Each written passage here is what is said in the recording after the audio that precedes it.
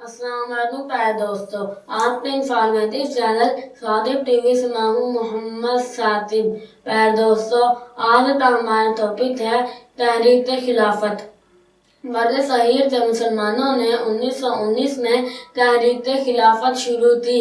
اس تحریک خلافت کی اہم مقاصد یہ تھے: ترکی میں خلافت کا نظام تو قائم رکھا جائے، مکہ مدینہ اور دوسرے مقامات مقدسہ کی حرمت کا خیال رکھا جائے، خلافت عثمانیہ کو ٹکڑے نہ کیا جائے۔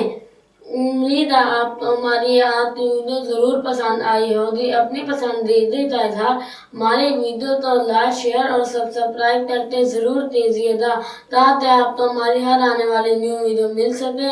پھر ملیں گے کسی اور نیو ٹاپک کے ساتھ، تب تک کے لیے اللہ حافظ۔